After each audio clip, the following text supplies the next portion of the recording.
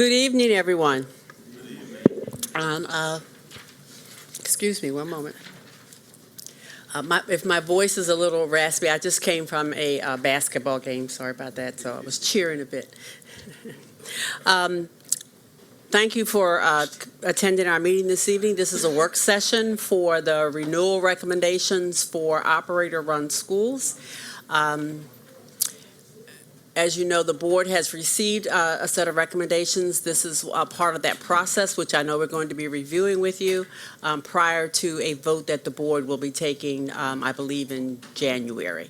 I want to announce first that we do have an interpreter, Miriam Carrion, who is here. And if you have need for her services, just wave, and then she will come to assist you. And I believe you want to, yes.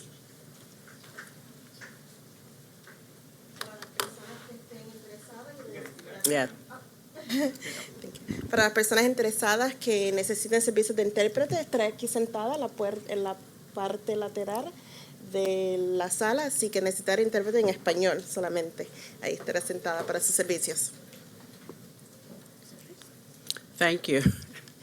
Our agenda for this evening we'll have a brief presentation from the Office of New Initiatives, and then we will follow with the school presentations and any questions that will come from the board. And so I'm going to turn it over to Ms. Angela Alvarez. Hi, I'm Angela Alvarez. I'm the Executive Director of the Office of New Initiatives. Good evening, fellow Board of Commissioners and the members of the public. I'm going to do a very quick presentation so we can maximize the amount of time that each school has before the board. But one thing I want to say is this is a hard time. This is a hard process for schools. This is an important process. And we have schools that, are really working hard on behalf of students every day. It's a challenging kind of decision that's before you guys as a board. But I just want to acknowledge the work of our school partners. We partner with operator schools to provide diverse opportunities for our students and to provide different programming than we would be able to provide ourselves. It's important work. It's challenging work. And so I just want to acknowledge the hard work of the people in this room and what they do every day on behalf of students, and as well as going through this process. This process is time intensive for schools. It's important. And so I just want to acknowledge people in that way. The process occurs in the penultimate year. It starts in the penultimate year of the contract and concludes in the last year of our contract. So that could be every 3, 5, and into the future, 8 years, now that we have a possibility of an 8-year term. We are considering a lot of factors, looking at 3 key sections: student achievement, school climate, and then financial management and governance. We're looking at a mix of indicators, both quantitative and qualitative, because schools are complicated places, and so you need a variety of factors to be considered. And this testimony today is another important part of what the board is considering today. So I want to thank everybody who is here to participate in the process, because it's a vital part of the process, as well as people who have sent in written feedback to the board, which we've received some related to the process. This is a quick reminder in terms of timeline. So we're here at December 5th, which is the work session for operators. The board will make its decision on January 14th in a public meeting. So I invite people to pay attention to that. The full renewal reports for each school is on our district website, as well as in the annual portfolio overview book, which is also available on the site. So you can go to an individual school and see their report, or you can go to that book and see all of the reports housed in one location. And so the first school that we're going to call up is Baltimore Collegiate, who has a pending recommendation for a 3-year renewal with some conditions. Oh, one more thing, one more point of order. So if you have written materials that you would like the board to see, you're going to pass them to Christian Gant, who's the board exec, and he will make sure that those go out to each of the board members. And when you come up, there's a button. You want to make sure you push it, and you have a green light so that you're being recorded for a transcript, for us to be able to transcribe the meeting.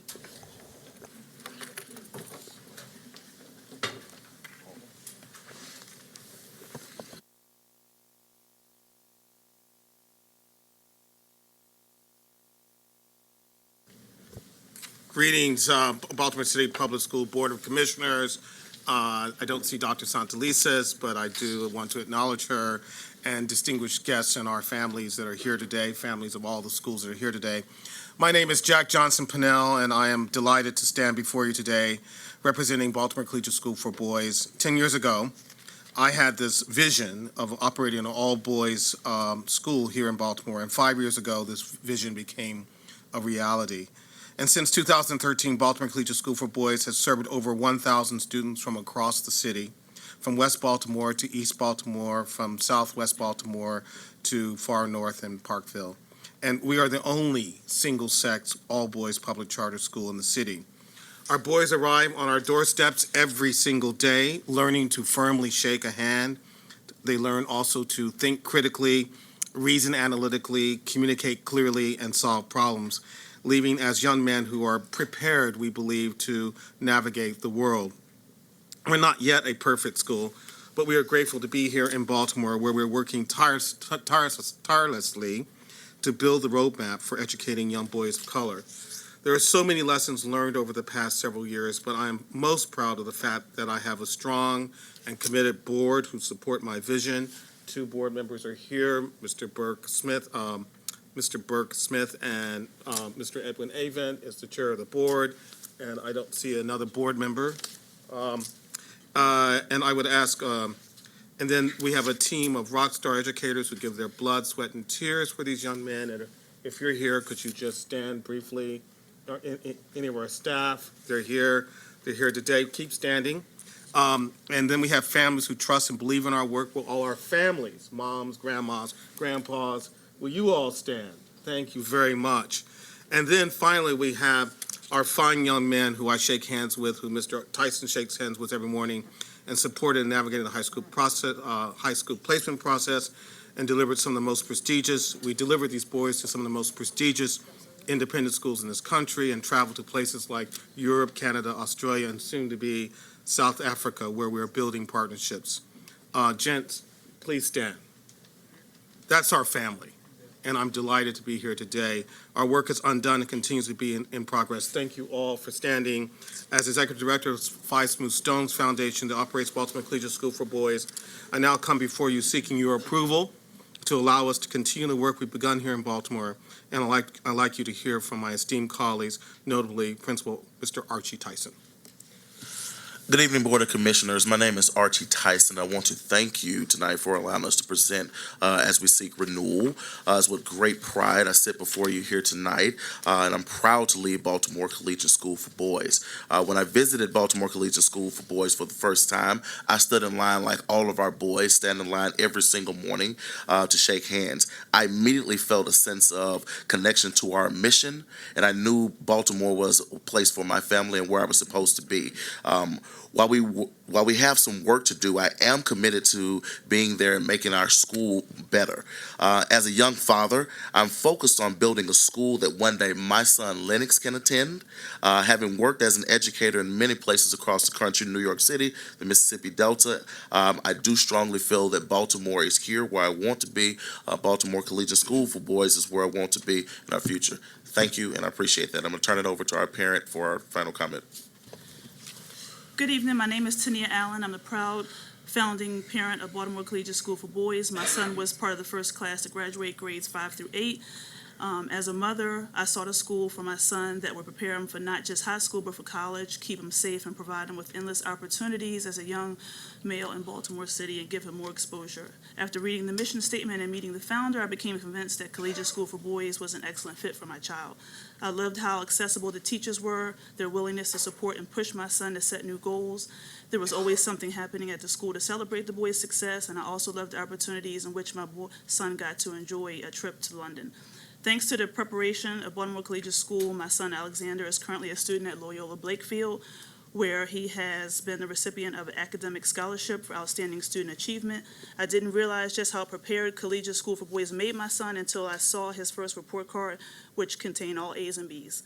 I was highly involved at Baltimore Collegiate School as a parent of the school and advocated for my son and other families where I led the Villagers, our parent organization. To this day, I support the school and leading the Villagers behind the scenes. I can assure you that Baltimore Collegiate School is a great school, and I want to thank you for the consideration of proposal of renewal. We're out of time. Do we have, we have 2 student speakers and 1 more parent? Can we have more time? Are you all okay? I'm looking to the board members. We've been flexible. We would never not allow students to speak to us, so please have your students That come was my forward. design. Thank you. Mr. Burris, will you speak briefly and then? Yes. My name is Rodney Burris, and I'm the proud father of Micah Burris, a 7th grader at Baltimore Collegiate. When my wife and I walked into Baltimore Collegiate, we were looking for a school that would have a positive impact on our son's future. As a black man here in Baltimore and knowing how hard it is to raise young men, the culture of the school immediately captivated our attention, and we knew we found a gem. As a parent, I have been very active and present in the school and have been working tirelessly telling anyone who will listen about our school. I can tell you that our school specifically speaks to young black men and puts them on path to college. Baltimore Collegiate is unique in this way because young men leave this school prepared and excited about their future, applying to independent schools, boarding schools, and our local highly selective and competitive high schools like City, Poly, Bard, and Baltimore School for the Arts. I also love that Baltimore Collegiate has a competitive athletic program for middle school boys with sports ranging from football, basketball, baseball, lacrosse, cross country, and wrestling. And we're competitive and champions in these sports. I love that our boys can play chess and explore music. I love that Baltimore Collegiate is a school that is thriving and resilient. As a parent, I'm hopeful that you understand my admiration for the team here at Baltimore Collegiate because I feel that for my son Micah's education, he's in the best hands. And now I think the people who can really tell our story are our students. Please listen to both Tyler McNeely and Makari Joyner as they share their stories why this school is producing strong young men of color. Thank you. Good evening, Board of Commissioners, Dr. Santelises, and distinguished guests. My name is Tyler McNeely, and I am a proud graduate of Baltimore Collegiate School for Boys.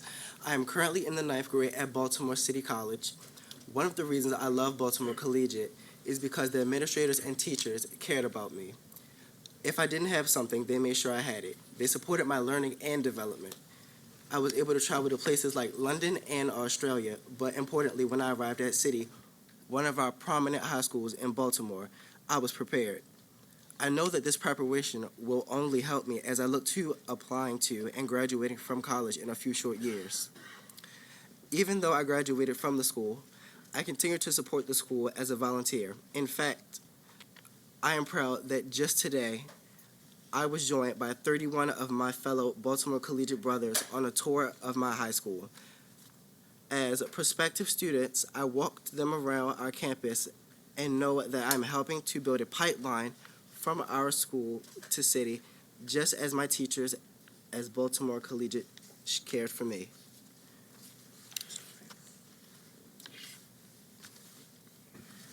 Greetings to the Baltimore City Board of Commissioners and Dr. Santelises. My name is Makari Joyner, and I'm a proud Baltimorean. I bring greetings from my 450 brothers who are called Collegiate Gents, where we recite our creed every day. Whatever hurts my brother hurts me, whatever helps my brother helps me. These aren't just words at Baltimore Collegiate. Our creed sets the tone for our lives, and we deeply believe in them. I am delighted to stand before you today because I'm proud of my school. I came to the school in 5th grade, and I'm currently in the 8th grade, and I'll graduate in June. Like my BC brother, Patrick Maxwell, I hope to attend Governor's Academy, a boarding school in Massachusetts, next fall. I'm a scholar athlete, and I've grown and blossomed at Baltimore Collegiate. I found my voice at Baltimore Collegiate, and I'm using it to share it with you that my school is awesome. Please know that your decision will impact the future of thousands of boys like myself who need a school like Baltimore Collegiate. Thank you for approving our school to open, and today for considering our renewal of our charter.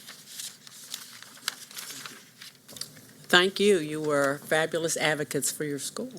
I'm going to look to the commissioners. Anyone have any questions?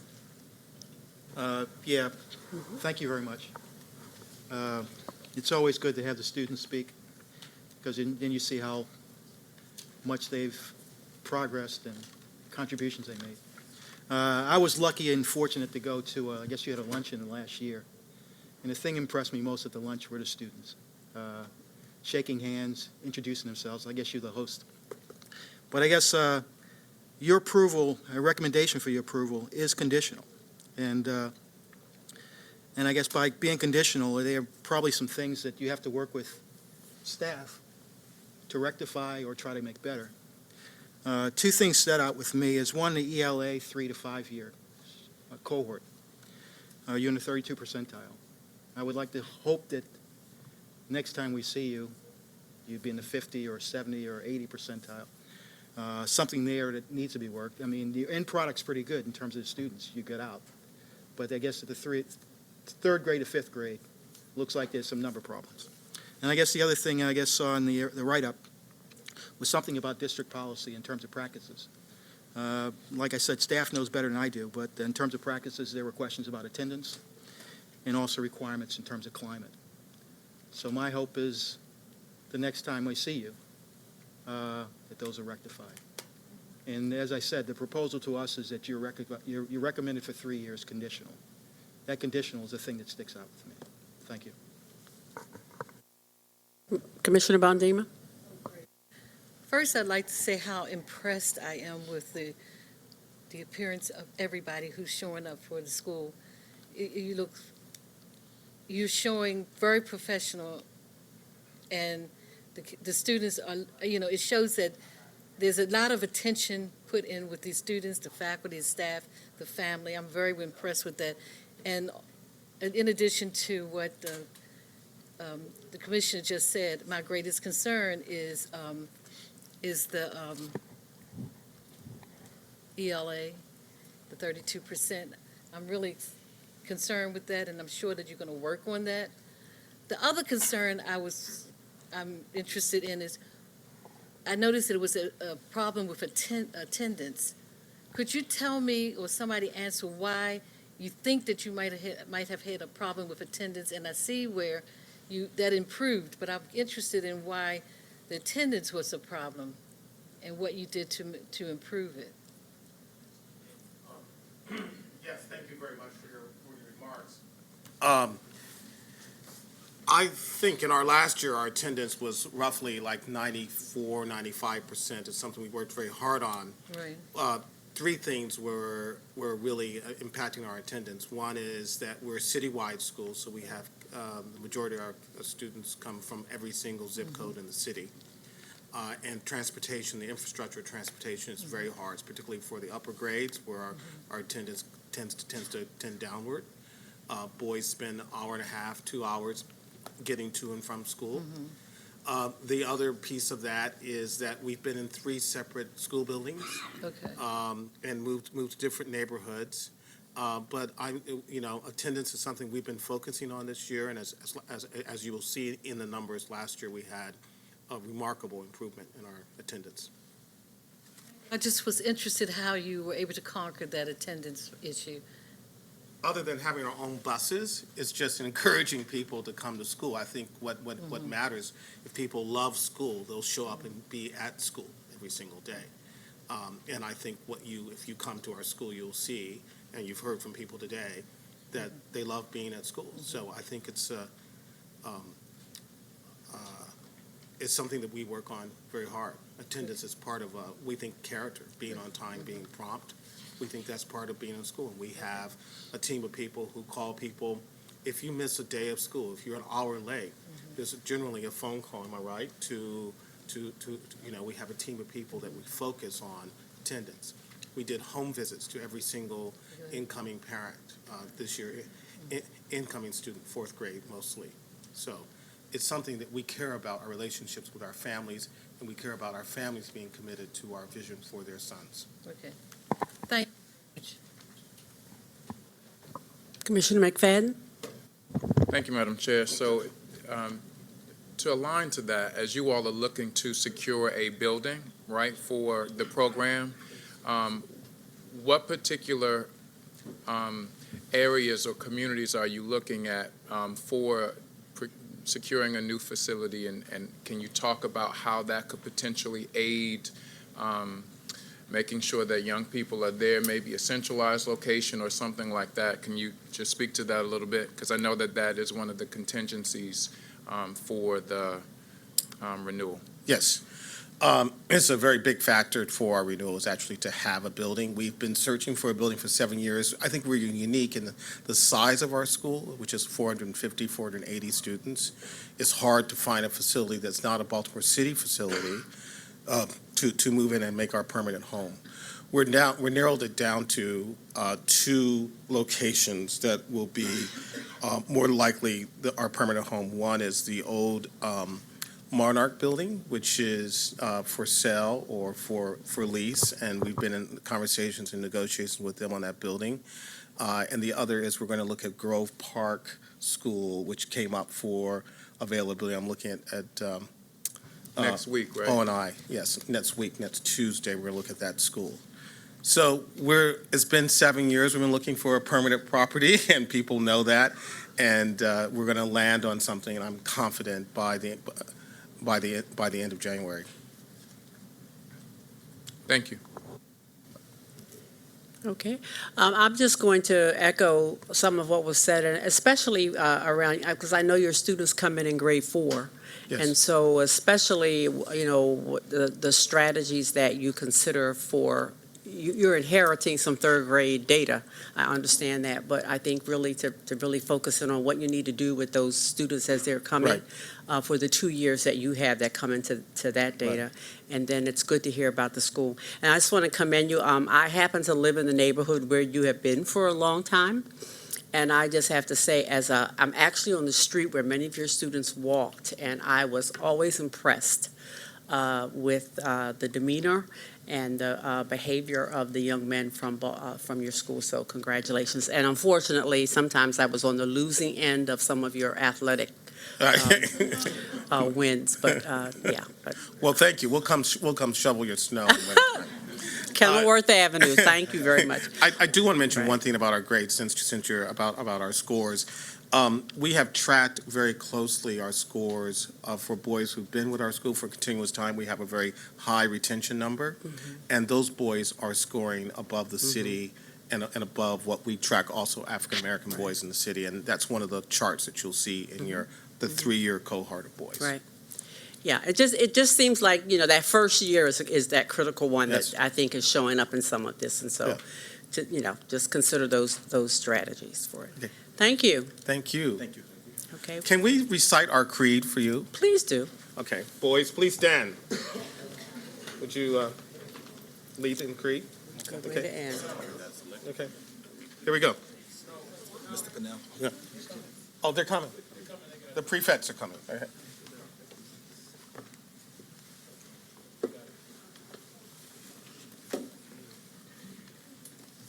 Ready? Come on. Hurry up. Hurry up. Face that way. Face that way.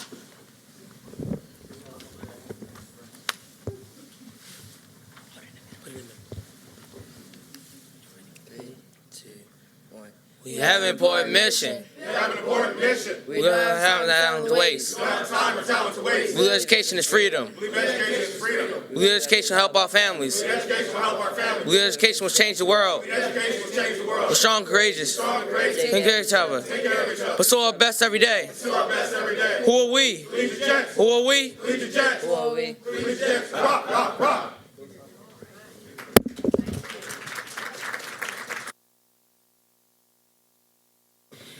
Thank you, Baltimore Collegiate family.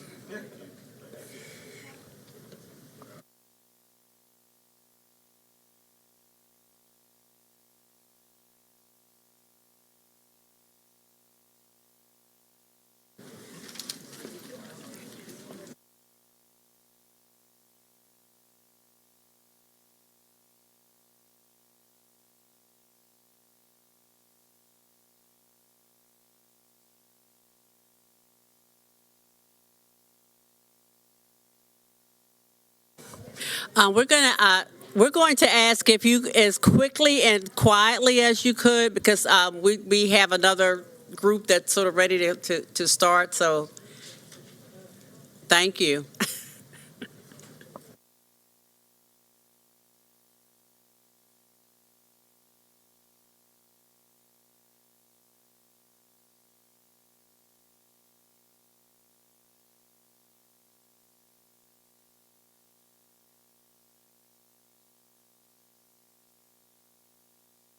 Sorry. The next school that we're going to have up is Bard High School Early College, Baltimore. We have a pending, they're a large organization, so it's a little bit complicated in finalizing the financial management and rating. There likely is going to be a 5-year recommendation, so I'm going to have them come on up.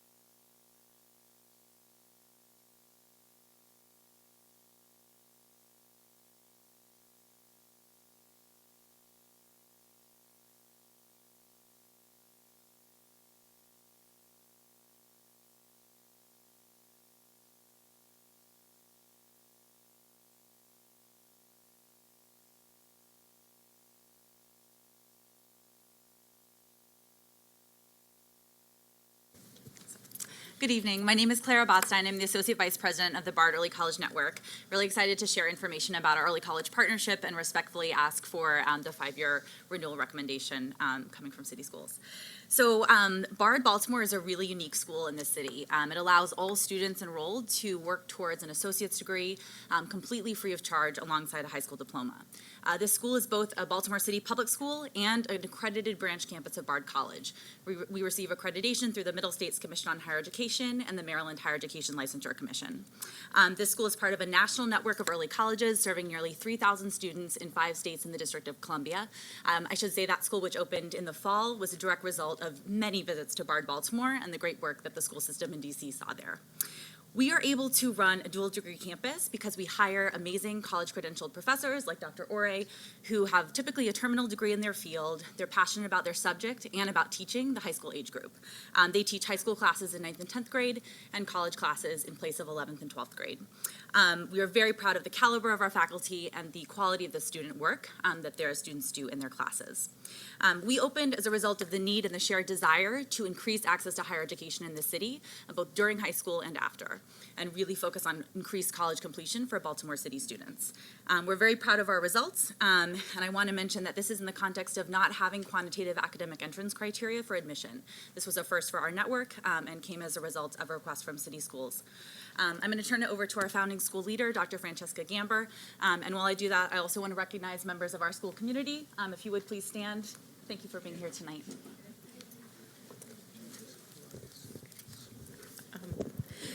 Good evening. My name is Dr. Francesca Gamber. I'm the principal of Bard High School, Early College, Baltimore. I'll share with you some of the highlights of our work. In the year before we opened, about 55 students across the city were being served by dual enrollment programs. In the last 3 years, we've awarded over 11,000 tuition-free college credits. We've graduated 135 students and about 80-odd associate's degrees in that group. Our students have been accepted to 126 different colleges and universities, including the University of Pennsylvania and Stanford. Of the 12 City Schools graduates who were accepted to Johns Hopkins this fall, 2 of them were Bard alums. In the last 3 years, our students have won a total of $7.1 million in college scholarships. The last page of your handout is a map showing the distribution of our incoming class of 2023.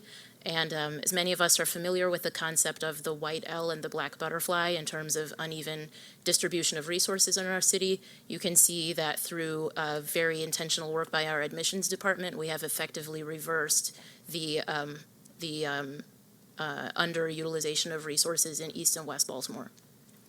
And I'll now turn it over to one of our founding faculty members, Dr. Patrick Ore. Actually, just to make sure that the students have time to speak, can I go last?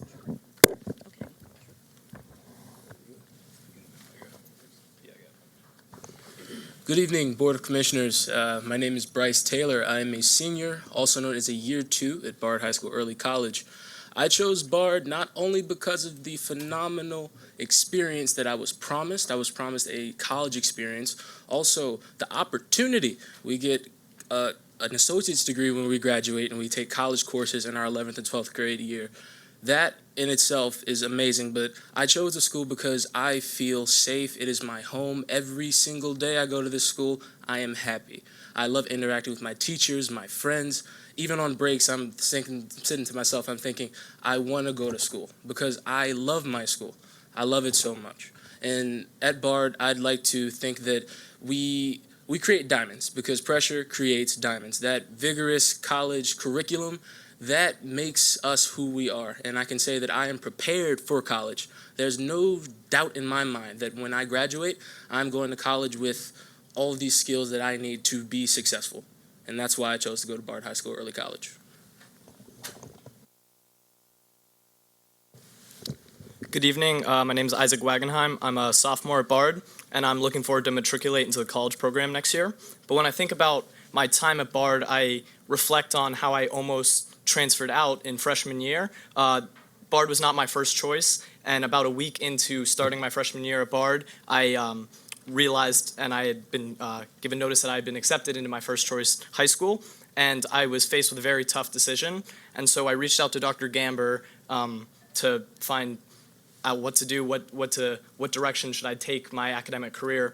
And she referred me over to Dr. Ore and the soccer team and many other alumni of my old school, and basically just worked to make this thriving community even more visible to me. And ever since then, I've just been so happy to be a part of this community. Every day, I retain this excitement that I had when I decided to turn down that option to transfer. I retain that every day when I walk through the doors and decide that I am a member of this community, and I'm very proud to say that. Good evening. My name is Joshua Claiborne. I'm a year 2 at Bard. I chose Bard because coming out of middle school, I did not have the best composite score, and Bard was that one school when I talked to them, they did not judge me.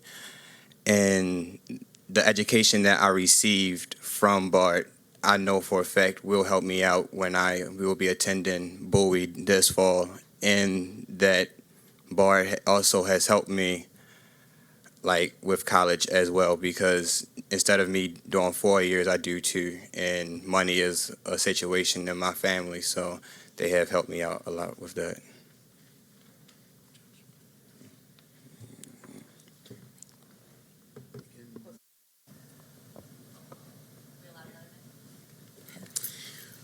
My name is Dr. Patrick Ore. I'm founding faculty and assistant dean for academic affairs at Bard.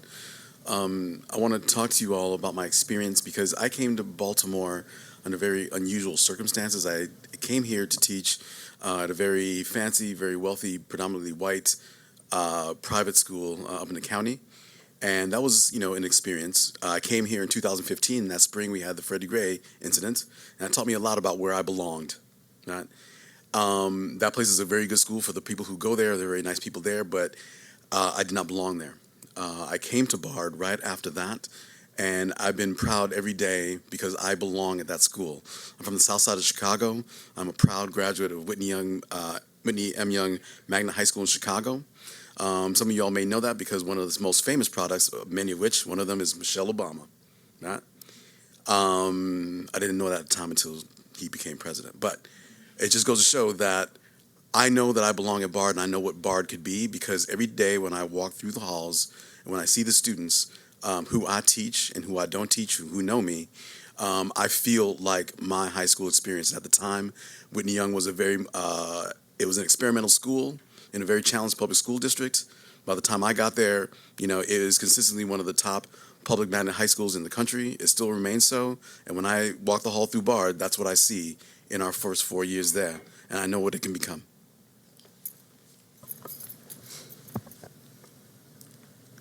Thank you. Okay, any questions?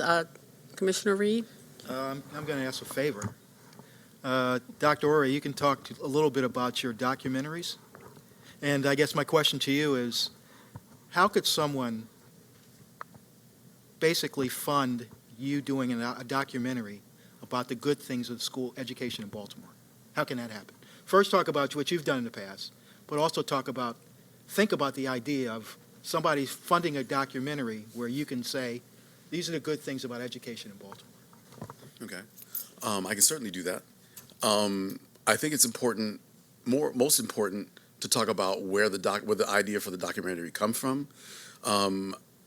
I teach a civic engagement and social justice class, and I thought it was important that students in that class really know how the world works and are embedded in the work in creating social change. Because Mandamin, I think, is very special, for many different reasons, it has a very wide, very interesting history beyond the Freddie Gray incident, that I wanted to teach my kids about what equity looks like, how inequity is created. So we decided to focus on the neighborhood where our school was. When we moved, we started our school, we were on the east side of Baltimore, and when we moved to Mandamin, there was considerable just negative feelings about us moving to a very negative neighborhood. And it was interesting to me that one of the parents of our students said, like, hey, some of us live in this neighborhood, man. And it struck me, like, I'm into urban studies, man. And I knew that doing some digging, that there was a much more richer history there than what it appeared to be. And I wanted to teach my students about that history, but I also wanted to have them have the practice of actually creating the documentary and actually helping to create that history. And that was the reason behind this, the rationale behind the documentary that I did. It's the rationale behind the civic engagement work that I do. This semester we're doing policy studies. How can you fund me? I mean, I believe I owe you a phone call. And we can set up lunch. And I do have some ideas. All of them revolve around the same thing about making this educational work in the real world that our students will enter in. It provides them skills. Like when you make a documentary, there are many different skills that have to go into that to do that. So I wanted them to understand the history, but I expect to have filmmakers. Right? I expect to have journalists. I expect to have social historians. Right? I expect to have poets. Right? But most of all, I expect that our school would be one of the most woke schools in Baltimore.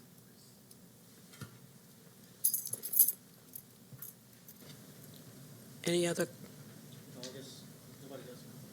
Do you have the capacity to create another Bard? I think we would always welcome more conversations about partnerships with Baltimore City Public Schools. And I know we've talked a bit to Angela and her team about some ideas. One of the things that we're piloting, BARD is always any good idea about expanding access to more students we're interested in. So we're launching an initiative to offer our interdisciplinary humanities seminar course, which is worth 12 credits at high schools beyond the BARD network. And that's something we'd be excited to do here in Baltimore. And we can always entertain conversations about further growth once we make sure we're on solid ground here at our home base. Commissioner McFadden? Thank you. Where are we with the financial audit results? No? We'll take, oh. I just saw that. Never mind. Thank you. Okay. No, we know we have some additional information, so when you get that, to send that to us. One of the things I would like to suggest, and I know that, it's very impressive that you don't have the entrance requirements criteria, and I know the system is looking in terms of removing that for some of our CTE programs, and so I do think this would be a great opportunity for some dialogue around lessons learned and the kind of results that you've had as we're, as the whole system is looking at a group of schools that may move into that format. So hopefully we will be able to share. You'll be able to share, and we can use that, since that was one of our incentives for the choice and having operator-run schools, so that we could really learn from each other. So I look forward to that. Any other questions, comments? If not, thank you so much. We have your additional information. We'll look forward to additional things coming to us, and you can be assured that the board will read everything thoroughly. Okay? Thank you. Thank you.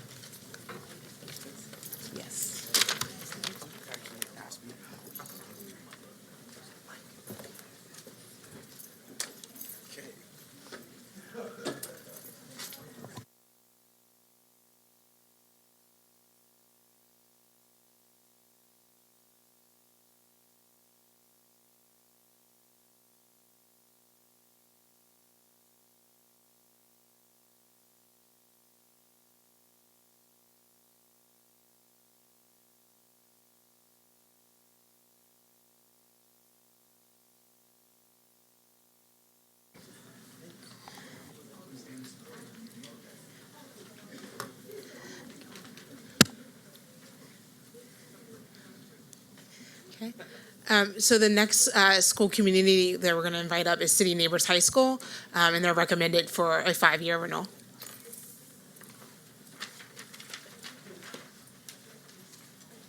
It's just us, sorry. No, that's fine. It's just that we went from like, whoa, then we're getting, I mean, yeah.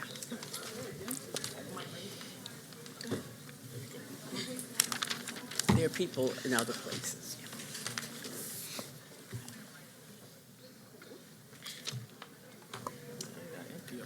Good evening, board members. Thank you for having us here tonight. We're here to share with you, oh, I have to push the button. I wasn't listening to instructions. Good evening, board members. Thank you for having us here tonight. We're here to share the exciting work that we are doing at City Neighbors High School. I'm Cheyenne Zart, the proud principal of City Neighbors, and I have with me Farrah Howard, our third-year board president, Jabari Bush, our fourth-year assistant principal, and Mike Chalupa, the executive director of the City Neighbors Foundation, and he's been here for a really long time. Just kidding. Our stories and accomplishment, so City Neighbors has celebrated in 2019 our 6th graduating class. We opened in 2010, graduating almost to this point 600 students. This spring we'll celebrate our 10-year anniversary. And as a non-criteria-based high school in Baltimore City, we welcome students from 30 middle schools with a special ed population of over 35%. City Neighbors High School started with a design question of what would it take for every student to be known, loved, and inspired? And I strongly believe that we've created an innovative high school model that combines several key elements and components. First of all, our pod, which is an advisory program. It's an intense advisory program where kids stay together from 9th through 12th grade with the same advisor. An internship program. All 11th grade students participate in a 20-week internship. We also approach learning through project-based learning and arts integration, which gives students an opportunity to explore learning in a hands-on approach and through areas of their own interest. We have a great physical building where we believe in students and give them freedom to explore and develop themselves. And finally, empowering teachers with curriculum decisions that they can implement themselves. And they are super dedicated and very hardworking. And in those 10 years and on this night, we are very proud of all of the work that we have done. And I'm going to turn it over to Mike. Hi. So there are many signs of success. Some of them you know from our report, and some of them you may not know. So we are proud of a over 90% graduation rate over the last 3 years. We receive up to 600 or more applications a year for the 100 positions that we have at City Neighbors High School. As Cheyenne mentioned, we're really proud that 95% of our 11th grade students complete a 20-week internship at over 80 places throughout the city, matched with their interests. We are proud that we are in the 97th percentile in growth in terms of both algebra and English language arts over the terms of this renewal cycle.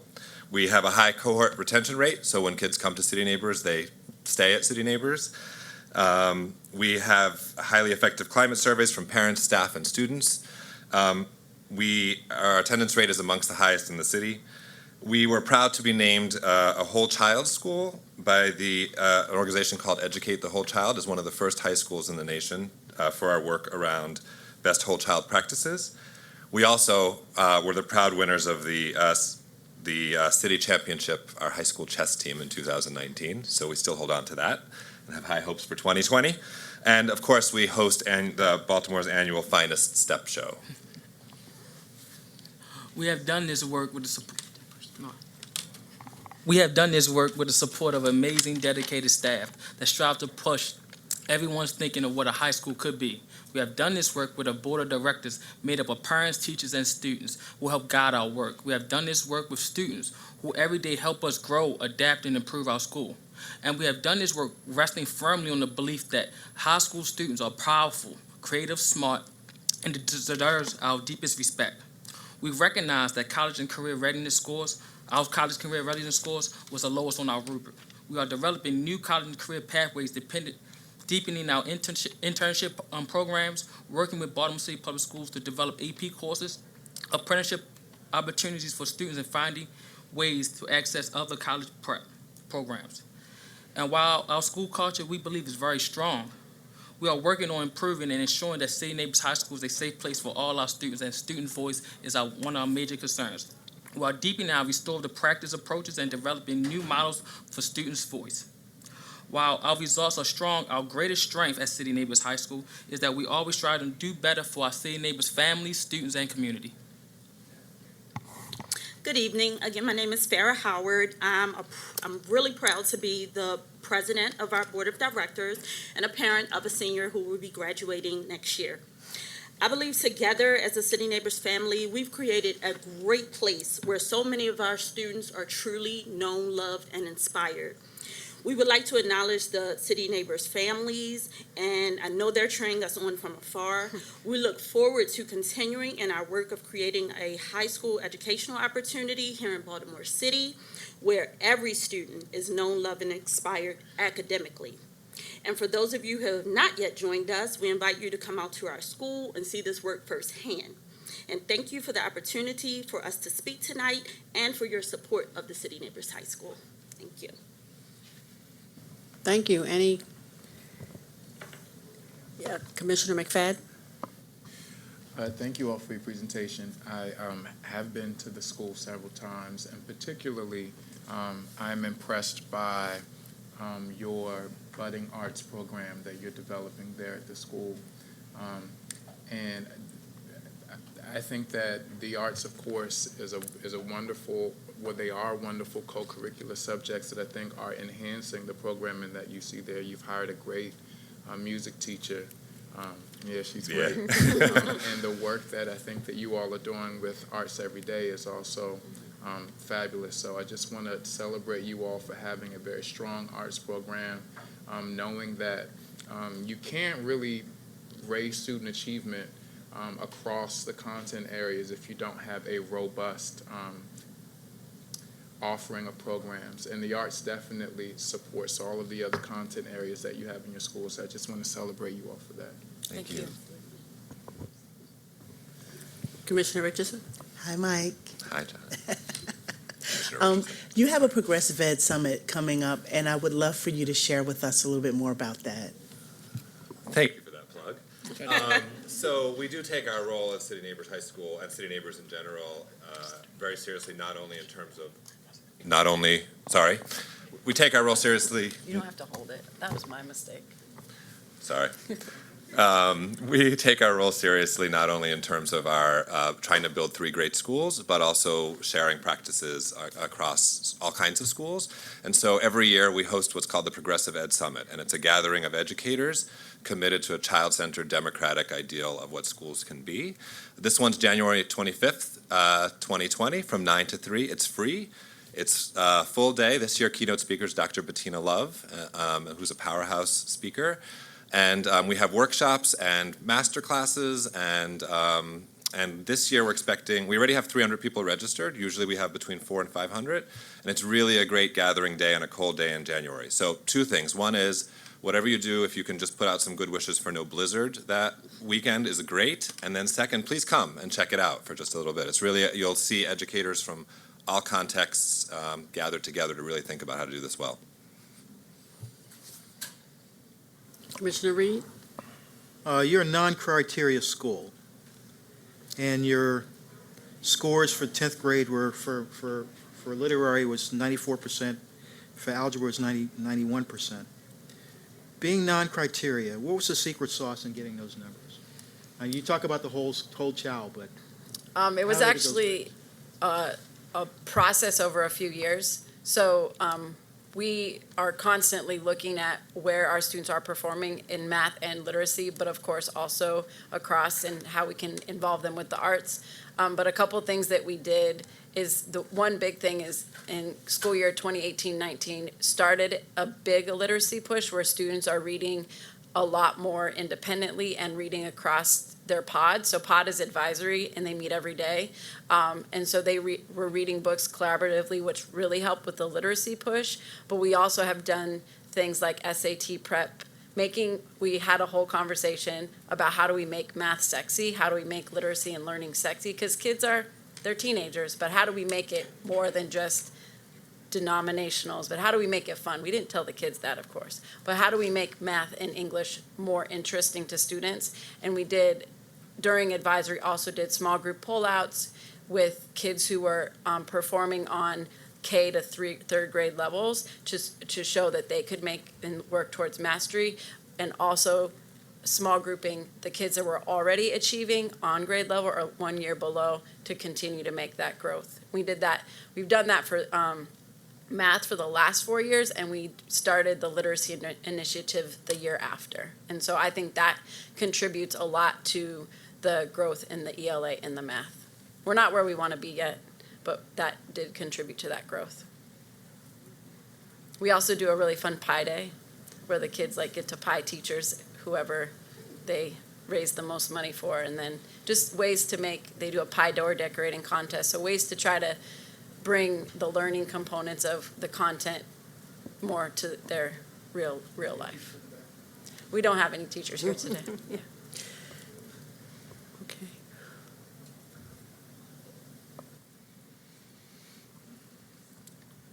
Hi, City Neighbors team.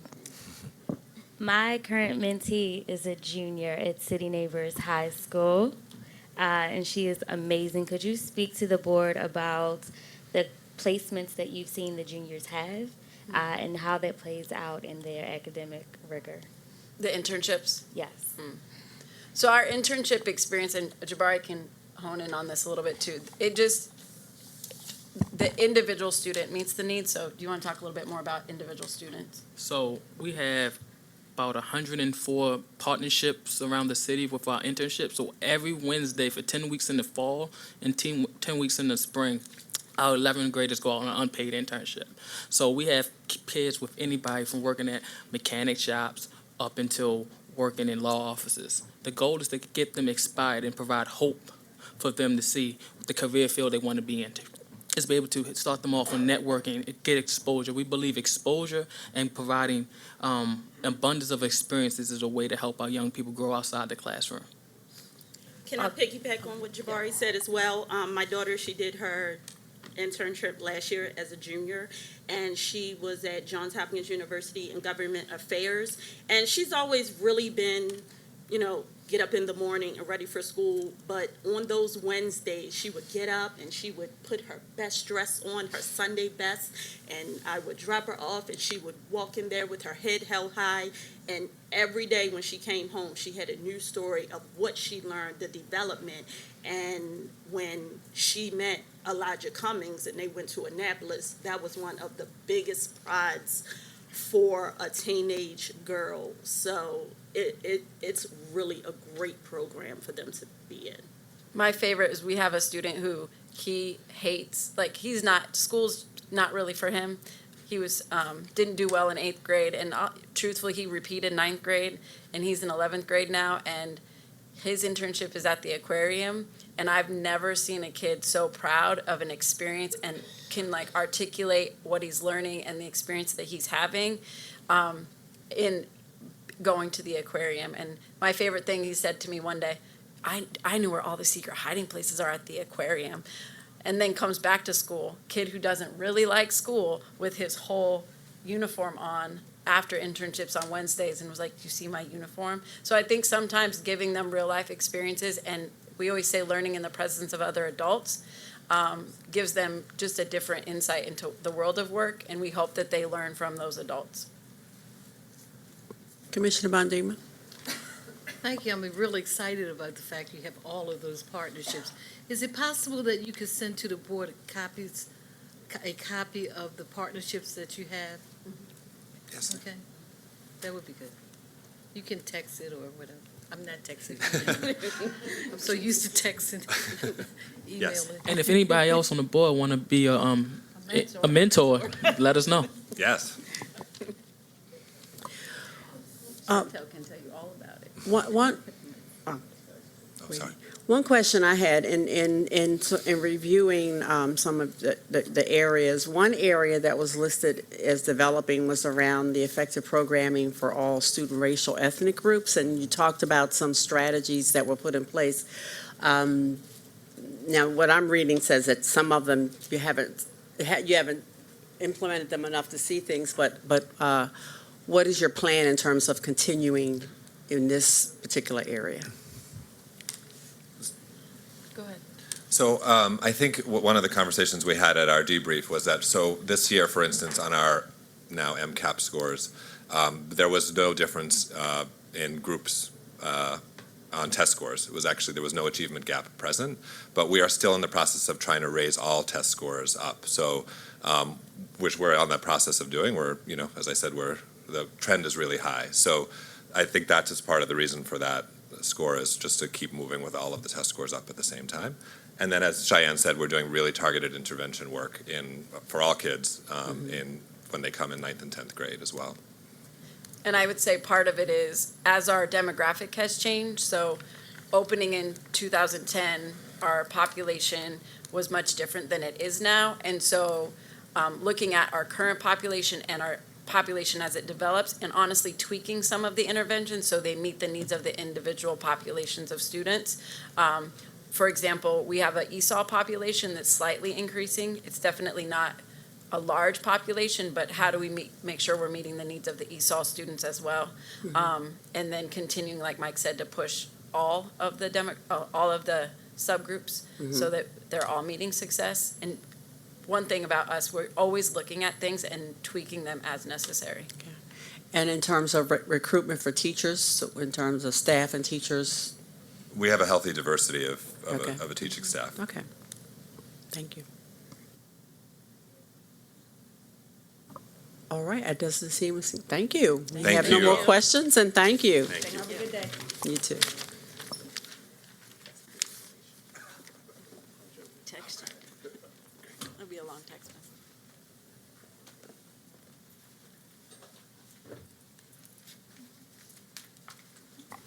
message. So we're going to take a little short break just to get the other schools into the boardroom. So we can take like a minute just to be able to transition people in.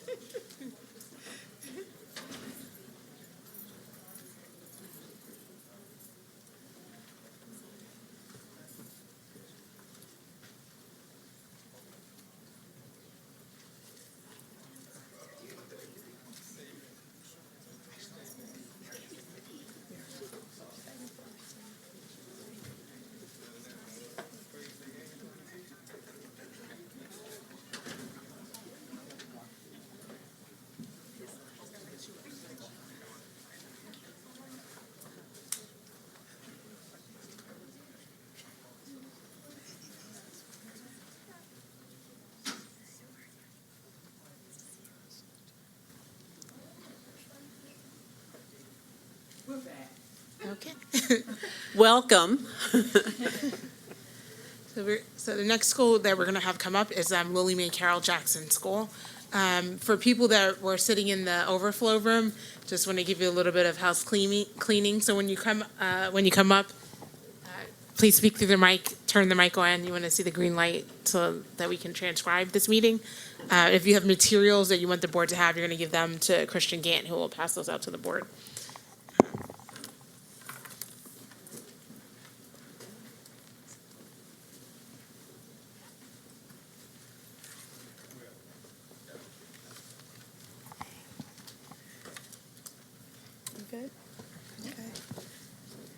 Good evening, Board of Commissioners. My name is Monica Mitchell, and I am the incredibly proud founding and current president of the board for the Lily Mae Carroll Jackson Charter School. This evening, we also have Rosalind Fleming, our incredible interim principal, Laurel Friedman, our phenomenal executive director, and we have Patty O'Malley here, our SPED coordinator. Lily Mae was born, actually we sat before you guys about 6 years ago, really grounded in the foundational ideal that thoughtful and equitable public-private partnerships are one of the critical solutions to help our students and our city move forward. And Lily Mae was born out of the recognition that there are specific and unique needs of middle school girls that must be addressed and supported at a truly vulnerable time in their lives, and that both independent and public school sectors have critical resources that can and should be leveraged in collaboration. At the time of our founding, we secured a partnership with EL Education that we continue today. EL presents a progressive approach to education where learning comes alive for our scholars and where we prioritize the whole child approach, teaching both character and providing wraparound services, as well as respect for teachers as learners with an emphasis on professional development. We're so proud of what we've put in place over the last 5 years. In addition to opening and operating a well-respected organization, we have acquired and renovated a permanent home for our school with the quality that our girls deserve and which serves as a safe haven for learning, as well as the revitalization in one of Baltimore's incredible neighborhoods, one of the first after it was designated as an opportunity zone. Our scholars learn about the proud history and see themselves as a part of the bright future of Baltimore, and have traveled to places as far away as South Africa to focus on global issues affecting women and girls, as well as here and abroad. A full 1/3 of our inaugural graduates were accepted into BARD, who we just saw, and Lily Mae alumni attend some of the most prestigious public, private, and parochial schools across the city. Most importantly, we've modeled for ourselves and our scholars what it means to be a learner. Not everything we've implemented over the past 5 years has gone as planned or expected at all.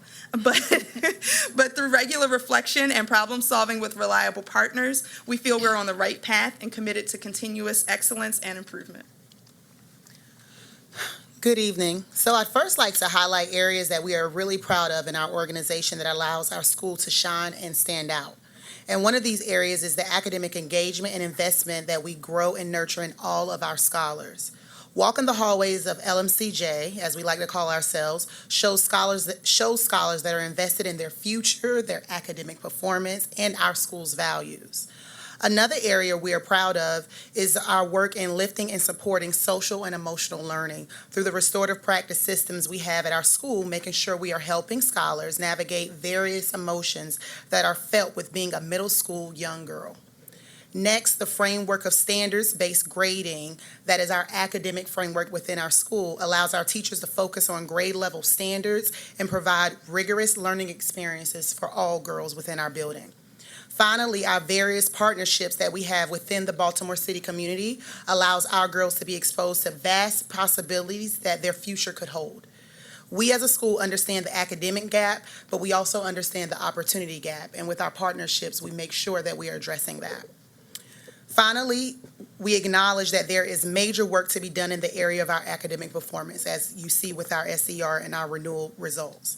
As our board president has mentioned, we are a new school, and we are a school that prides itself in continual learning. The first 5 years is what we will reflect on to learn about what we can do better. Taking on middle school girls is a task that is very important to us, and we understand the lift that was associated with it as well. Reflecting back, we learned that we were not able to close the gaps as quickly as we had hoped we would. However, we are working hard to improve our performance and ultimately the performance of all of the girls that walk through that door. For instance, we have set more ambitious goals this year to ensure that we work hard to close these gaps sooner. We have set out to close the gaps by making sure that our girls are growing 1.5 to 2 years every single year that they're at Lily Mae. To support this ambitious goal that we have set out, we've restructured our teachers' common planning times to incorporate grade level team meetings in addition to content meetings. This allows our teachers to have continual conversations about the gaps that our girls are coming with and how the entire grade level can work together to close them. We have also been partnering with the district with departments such as Special Education Department to learn and implement planning and instruction for scholars with accommodations so that all scholars are successful under our care and that our teachers are prepared to support all girls. Finally, full implementation of a strong curriculum is another way we have set out to improve our academic data. With this school-wide implementation of Eureka Math Program and expeditionary learning modules for ELA, we have consultants that support our teachers with professional development, coaching, and ongoing observation and feedback. I wanted to conclude by mentioning how the SER and renewal process have been a supportive reflection and planning tool. We have identified areas of growth and are approaching them with laser focus. LMCJS recognizes that it must do more to improve outcomes for scholars. Now that we have settled into our curriculum, clarified accountability structures, secured and trained a strong instructional team, and purchased our facility, our full attention will be paid to deep implementation of those EL education practices with a track record of growing student achievement. In order to support this work, LMCJS is supporting and nurturing our in-house leadership, drawing on our partnerships with city schools, independent schools, and other organizations such as Urban Teachers, as well as pursuing proactive and progressive student recruitment. With the startup phase behind us, LMCJS is poised to codify what is working, and with our EL education partners, continue to build a cohesive school vision focused on continuous improvement and increased scholar achievement. Thank you. Any questions from board members? Commissioner McFadden? Thank you. Rosalind, how long have you been the interim principal? 2 weeks. 2 weeks. Okay. She's been with Lily May for 2.5 years. Yeah. So I was the assistant principal, and my official PEP is actually next week. What I would say, if I can, is that I think Rosalind's an incredible example of how we're committed to growing our own talent. Having Rosalind here with us for 2.5 years and 2 weeks in, be able to come and present to you guys and have an incredible command on these things. We're so proud of her and really optimistic of the direction that we're moving in. So this is, baptism by fire. I'd actually would like to also ask a question. So you're there for 2 weeks, but you've been a part of the team for 2.5 years. And we do see a lot of areas that you guys need some development. And what's the plan moving forward? Like what changes? You spoke a little bit about like the grade level team meetings. But are there any other things that we can expect to see in terms of change under your leadership? Absolutely. So one of the things that we have been talking about is looking at the structure of our school. And one thing that we understand and know that is that our girls are coming with gaps with social and emotional learning. And our human resources is heavily populated in that area and not heavily populated in the academic team. So my plan is definitely to make sure that we have a laser focus, like Laura was saying, on making sure that we are bringing in human resources to support the academics. Because, we have this one piece where we have our climate specialist, we have our director of climate and culture, we have our social worker, but we don't have instructional coaches. And at this particular time, there's no assistant principal. So definitely the goal is thinking about how we can look at the structure of our school to make sure that we are also supporting the academics and making sure that our teachers feel supported as they are lifting this heavy lift as well. And may I just say that I'm familiar with Rosalind's work throughout the district for the several years that she's been here, and she's very committed and dedicated. She can be very sharp sometimes, but not in a bad way, but in a way that is very focused and making sure that the students' needs are met at the end of it. What do you say? Thank you. Not in a bad way. But, no, I didn't. In a very focused way Yeah. to make sure that, tasks, get done. Yes. I also want to thank you for the fact that you did hone in on those areas that that you know need to be improved. And I too look forward to seeing what your strategies will be. I look forward to visiting also. This is another school that I happen to live in a neighborhood where from either end of my street, I had lots of our operator-run schools, and you used to be in the Chinquapin building. You are now in another historic building, which I think is really wonderful. I used to go into that building when it had another role, and I think the role that you're playing is a much more positive one than that one was. So again, thank you. Well, you will see when you visit that we both honor the history of the school and celebrate the future of it. So we Great. can't wait for you to Great. visit. Okay, good. Thank you. Are we all right? Okay then. Thank you. Thank you so much.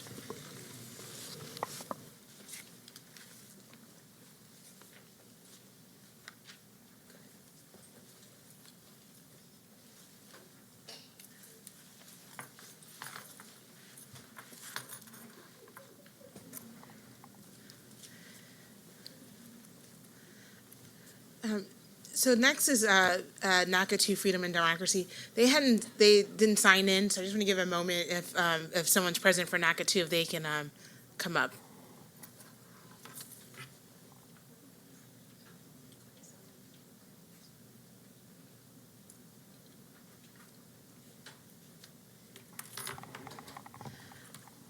No, if they're not here, then we were anticipating them being here, but they didn't sign in. So, and seeing that there's no one in the room who's identified, we'll go to the next school.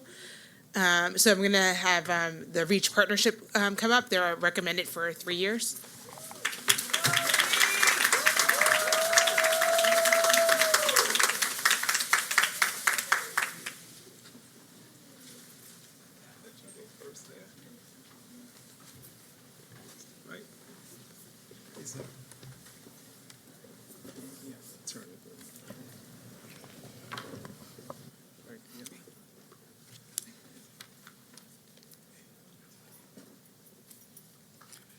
Good evening, members of the Board of Commissioners.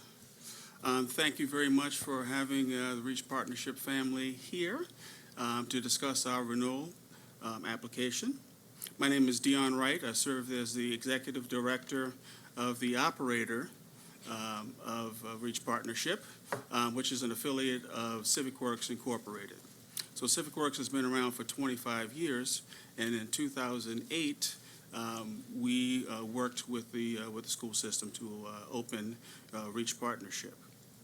We have a long-standing history within the community, and with regards to workforce development, education, and training, and of course, whatever impact or increased impact that we can have on those areas, plus the education of the youth in the community.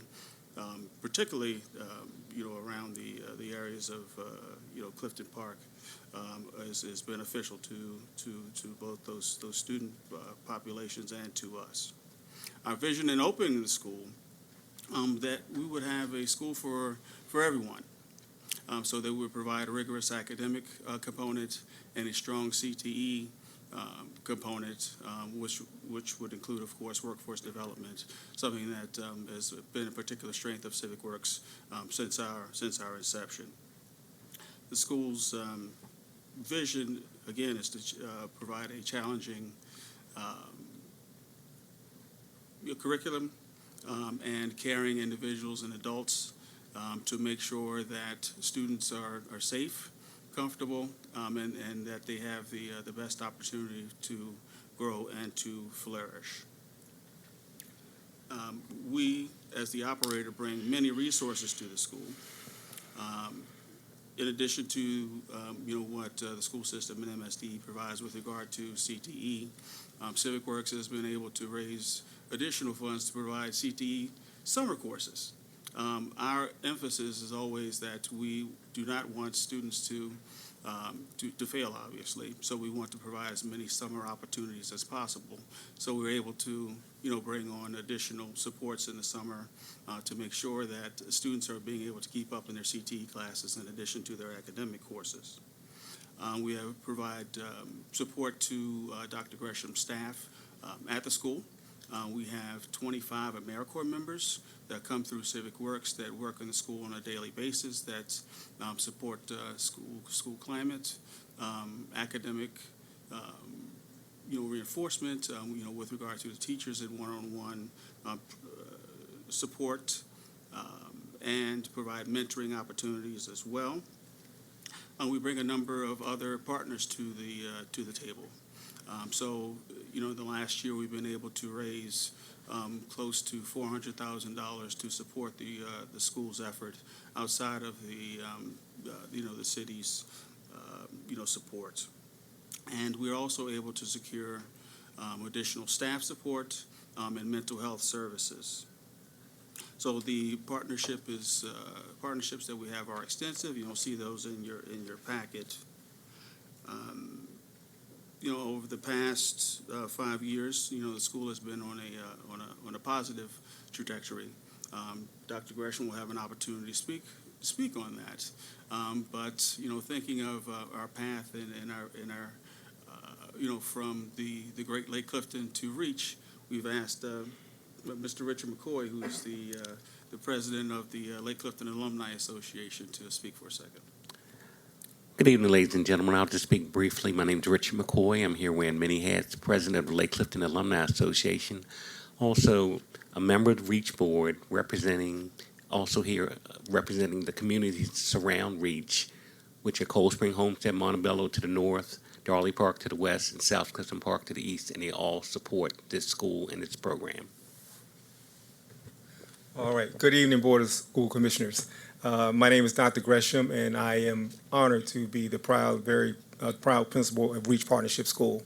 As you know, Reach is a very special place for those who've had the opportunity to visit. As you can see, we have an operator who's very vested in the school, and not only our school, but that's our school community. I noticed our time is expiring. I want to run through as much of this as quickly as I can. I want to share with you guys. But we have an operator that's just invested not just in our school, but also that entire northeast corridor, those communities that surround our school as well. We have a phenomenal staff that's committed to working with our young people. They have a heart and passion for our young people, as evidenced by their presence here tonight. We also have the supporters from our Alumni Association, which you've heard from our Lake Clifton Alumni Association president, as well as our PTO. But most importantly, we have some amazing students at Reach Partnership School who take great pride in our school and themselves. We have amazing students doing great things, students who want to make the most for themselves. I've learned a great deal from our students. We are an intensive learning site for Student for Wholeness. As some of you may know, our school has experienced a lot of traumatic experiences in the last year, where we had over 13 kids who are associated with our school fall victim to some of the gun violence in our school, which is why we adopt the model where we have a lot of partnerships, as you can see in your folder there, where we have a list of on-site clinicians that come in to provide that support for our students to make sure that they're whole and healthy. We have also Commissioner McFadden. I would like to publicly thank you for adopting our school. Commissioner McFadden has adopted our school for the past 2 years. He served as a commencement speaker at our graduation ceremony.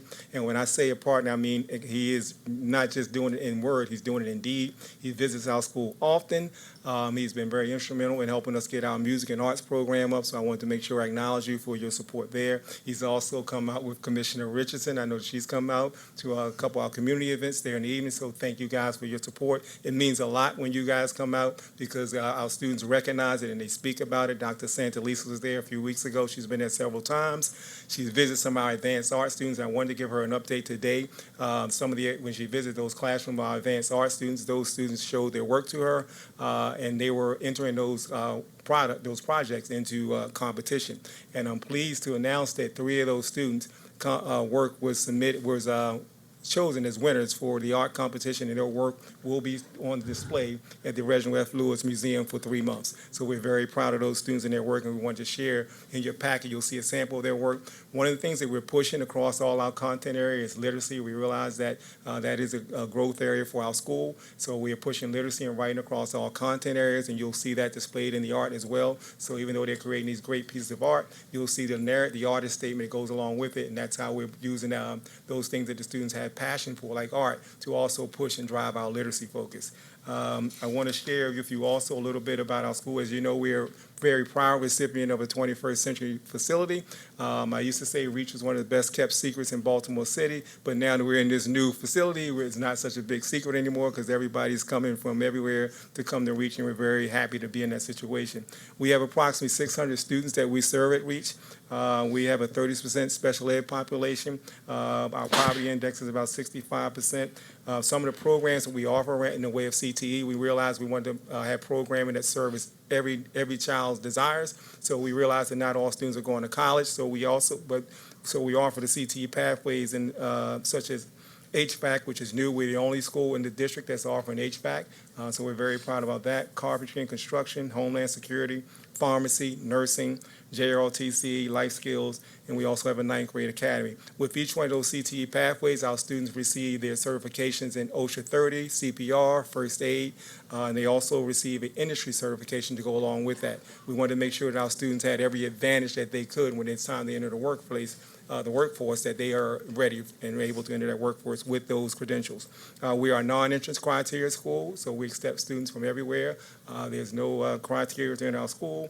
We have award-winning athletic program. We're back-to-back state champions in basketball. We're regional city champions in football last year. We have second place in track and field, just to name a few things there.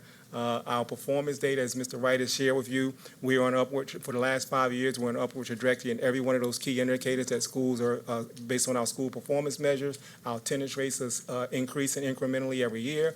Our ELA scores and our math scores and the Park assessment also increasing every year, where we're moving students from those scoring at those lower levels to level 3, 4, and 5. So we're very excited about our progress academically. And I ran through that very quickly, but we also have a dual enrollment program because I noticed our time had expired. We have a dual enrollment program through our partnership with BCCC because we wanted to make sure that we're offering the students the opportunity who want to go to college, that we have that programming in place to support them. This is where the students actually get to earn college credits while completing their course requirements at Reach. We have a lot of other things I would love to share with you about our school, but I know our time is limited, and I want to thank you all for this opportunity and your recommendation. Okay, and we will read your packet, so don't Thank worry you so about much. that, even Thank though, you even so though you much. didn't get to say it all. That was but a run. You did a great job getting it all. Yes, I saw the time expired when I first speaking, so. I'm being flexible. I know people need to tell us some things, so I'm trying to let you get a chance to get it all in. Any questions or comments? Again, I'm gonna start by saying, thank you for acknowledging some of those areas that really need some improvement, especially around, you were mentioning the literacy piece and putting it across the curriculum. Yes. Those are some areas I know that I will be very interested in seeing, the improvement in those. I'm going to turn it over to Commissioner McFadden, I know has questions. But to Madam Chair's point, to Commissioner Chinya's point, I think being in that 21st century space allows more access to that programming that I think will support throughout the curriculum. What I want to say is that, yes, I think Reach is a wonderful school, and I think that it is becoming, if we look at this from 2013, 15, 16, what you gave to us, we're looking at the red, the yellow, that orange, transferring over into the green, which is, I think, ideal for what we want to see in a school, but I think that also speaks to the consistency in your leadership, with you being there. As a principal, I will say, just personally, I don't want to hold up any time, but I visited the Reach on a day a few weeks ago that there was an incident that happened at the school, and Dr. Gresham, in a very poised manner, handled the situation, I think, but also welcomed me into a school, showed me around some of those new spaces, particularly the artwork that we see in these folders. It was really great to see how the students were able to talk about the artwork that they were creating, but also to write about the artwork with their narratives. I also walked into a room where I saw some of his content leads. They're in a room together, in an office together, and they work together to be able to collaborate across the curriculum. So I think that all of the right things are in place. I want to also point out something else that he mentioned, though. This 30%, Commissioner Reed, special education percentage at his school. And you asked a question to a previous school, it's not a criteria entering school. So what's the special magic? Like, what's the magic? And I think it's something to be said about a school that services a population where that's a pretty significant amount of students receiving special ed services, and we're seeing them move from this yellow to green. So I think that is something to be quite proud of, to the Reach faculty, to the staff, and to the student body. It speaks to their resilience and how much they want to push and become better no matter where they're coming from. And no matter their learning styles, I think that they're doing their best to grow as best as they can under Dr. Gresham's leadership. So I just want to say that. I think the school is beautiful. When I walked into the school, all of the students treat the school as if it is a castle. You know, it's like none of the students are treating it in a manner that they shouldn't. Not that that is expected, but it was just great to see the pride that the young people have in their school building now that they have it. So I just want to say that. Yep. And congratulations to you and to your school. Thank you. Commissioner Reed? Yeah, thanks for talking about the CTE, and you said you have the only HVAC program in the area. Yes, sir. I guess two things happen here. I guess, looking at, third line down, you talk about not effective in terms of college and career readiness. I guess my question to you is, what's the trend line look like in terms of people getting jobs based on CTE? Thank you. That's a great And the question. other trend line in terms of, I guess, the balance between CTE jobs in college readiness. How are those numbers moving? So what I can share with you is that one of my challenges to my CTE leads is to make sure that we are increasing the number of completers in each pathway annually. And we've been able to do that. What we're doing is at the transition into the workforce is some areas that we've been working on. Each one of these pathways, as I mentioned, the students are also, we're talking about the credentialing, but we're also talking about, for example, our pharmacy program. There's a direct pipeline for our pharmacy students when they complete to go right into an internship at CVS. So those are the type of things. And then through our operator, we're also able to work with some of our students and place them, those students who come through our carpentry program, to place them in internships as well through some of the partnerships that you see listed in your folder there. But again, there are some challenges that we're working through in that area as well, that we have to provide more support to our students. Sometimes we're able to find them through our partnerships, find them internships, but then the issues that we have to work through are like transportation, and then also making sure they're meeting the requirements for those particular positions. So we're increasing the number of students that are completing each pathway, and we're establishing those partnerships where we can direct those students right into internships and into jobs, into the workforce. But we realize that's an area that we're going to continue to try to push on the back end of that side, making sure we're placing those students. So that's an area we're still working with our operator to grow in. You're not the only one with problems with CTE. The whole system has problems. Yes, sir. So hopefully this speaker. Yeah, you alone do not have a problem with CTE. Right. The whole system does. And I guess what we have to do with the system is try to make sure these people are employed and have a living wage, Yes. because most of them don't have a living Yep. wage. And so what we're trying to do, we're trying to be proactive and address that issue that you just raised by, again, going out seeking those partnerships through our operating, through our community engagement specialists, where we're sending folks out to knock on doors to try to give our students every advantage we can, and also help them with placement into the workforce. So we're working on long-term, as the operator, working on long-term partnerships, relationships, additional training and supports. So there are a host of programs within Civic Works that graduates can slide into, get those additional trainings and support. So we've talked about CVS.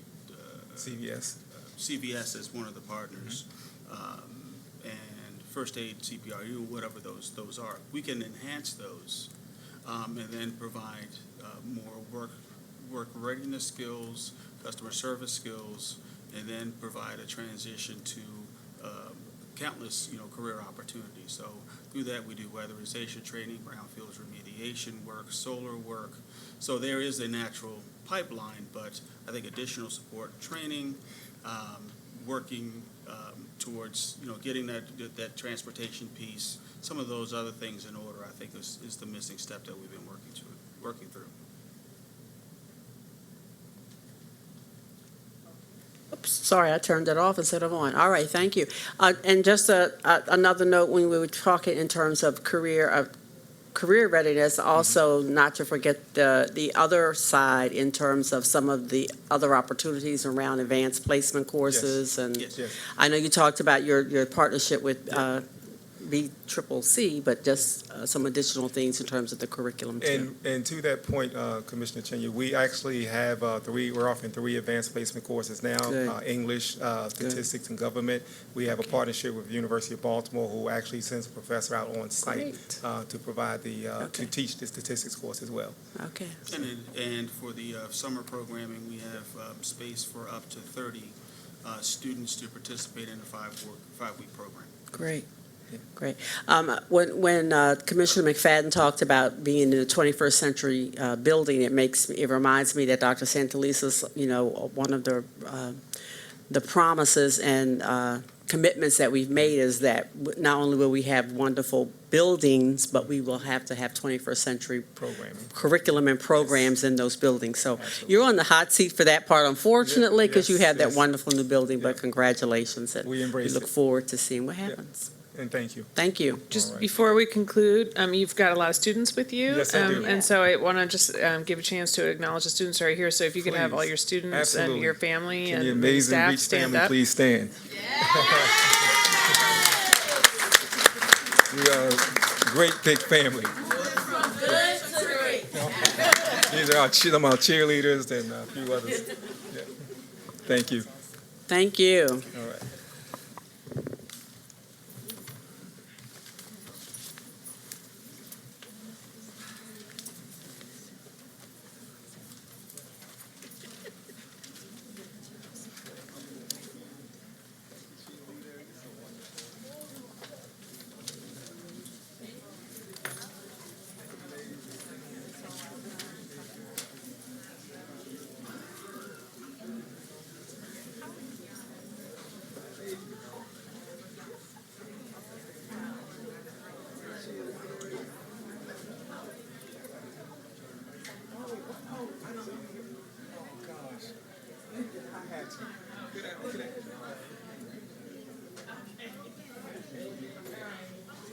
Could I just indulge you for 1 second? I just want to indulge you guys for 1 second. This is one of the, I didn't know she was here. They said she wasn't going to make it, but the art piece that you see in your folder, one of the pieces is this young lady, Ty Candace. And I didn't know she was here. Mom said she wasn't going to be able to make it, and she's here. But she's one of the students who's going to have her work on display at the Reginald F. Lewis Museum for the next 3 months. And I just want her to be recognized by the board. Yes. Which piece is yours, Ty Candace? Congratulations. Not that one, On the other side? Oh, there. the police one. How do we get a copy? Okay. And you said, and it's going to be on display at Reginald F. Lewis Yes. Museum. Of art downtown. Right. I want to give the date. So since this is being, this is being recorded. The actual dates I have for you are, I think you mentioned it earlier. yeah, I did mention earlier,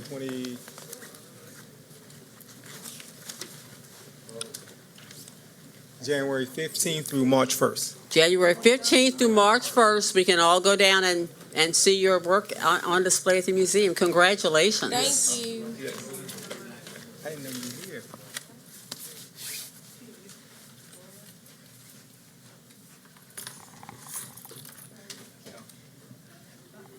Okay, I'm going to have Tunbridge Public Charter School come up. They're recommended for a 5-year renewal.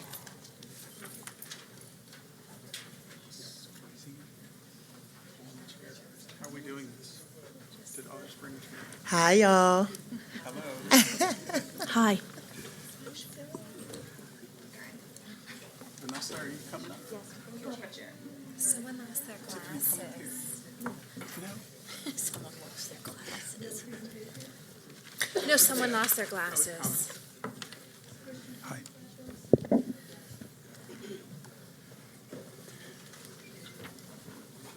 Good evening, everyone.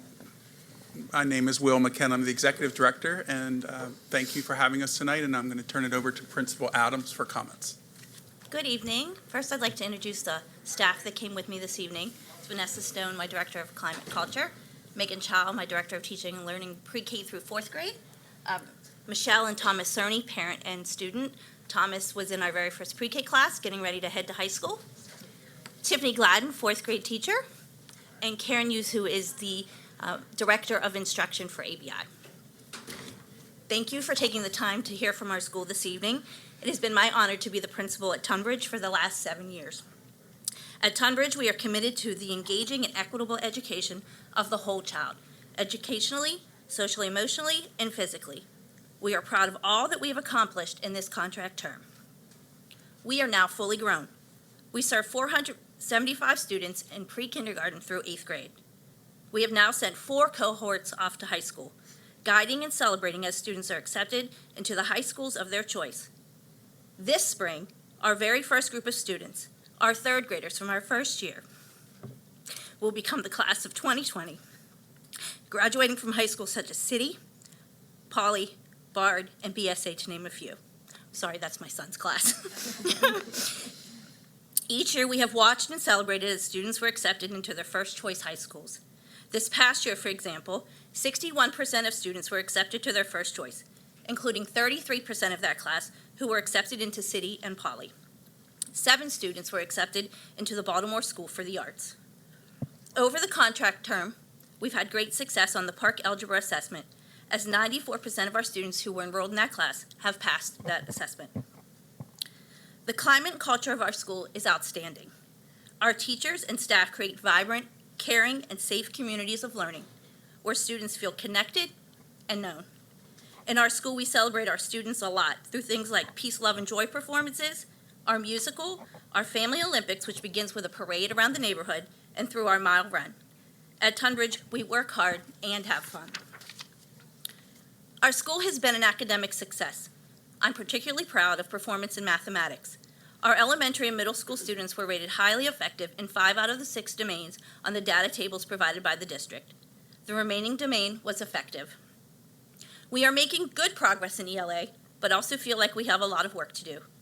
For this reason, we are implementing the EL curriculum school-wide, kindergarten through 8th grade.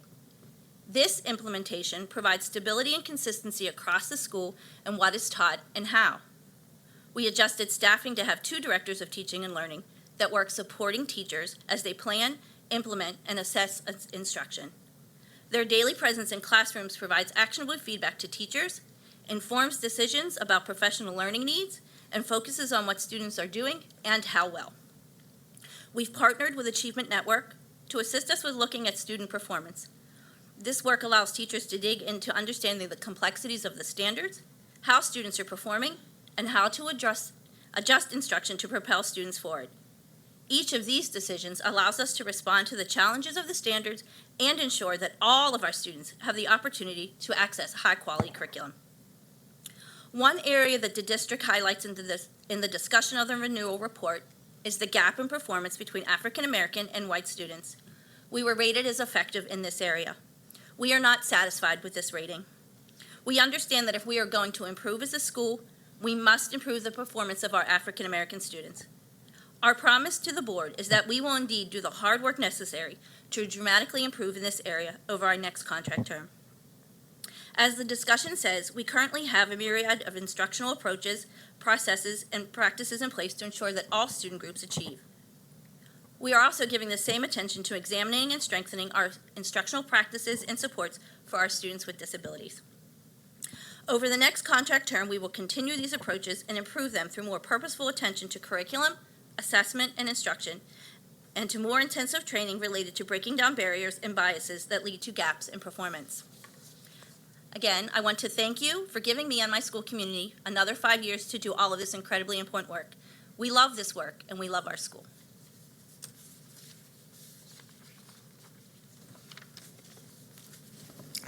No one, okay. Questions come. I was waiting to see if anyone else was going to. Sorry, speak.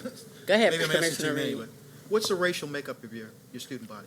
Our racial makeup is 86% African American, 12% white, and 2% other. We do not. We have honors programming. We have honors programming for math in the middle school grades, 6, 7, and 8. What's the racial makeup of that? Karen, do you have that with you? I know it offhand. Yeah. So that would be middle school math. We can get you the numbers specifically. We cited them in the renewal report. Most, if not all, of the white students in the middle school are on the algebra track. In the algebra track that we have, about half of the students are African American. I would need to get the specific numbers, but that's kind of the breakdown that we have. And then last year, for example, we had 24 students take algebra. Of the 24, I believe 14 were African American, and 13 of the 14 passed the assessment, and all of the white students passed the assessment.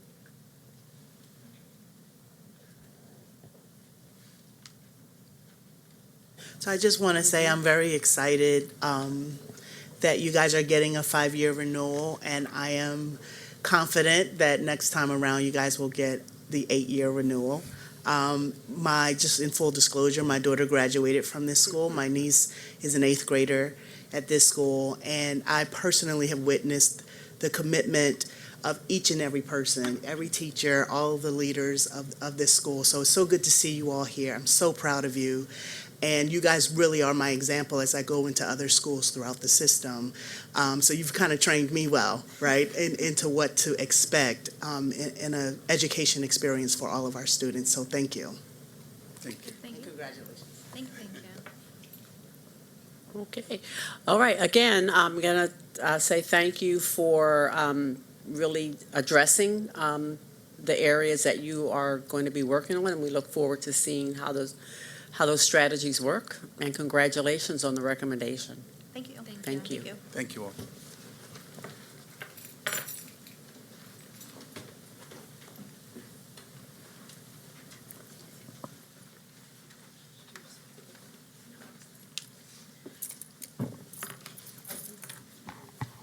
Okay. The next school community we're going to invite up is Govans Elementary School. They're also recommended for a 5-year renewal.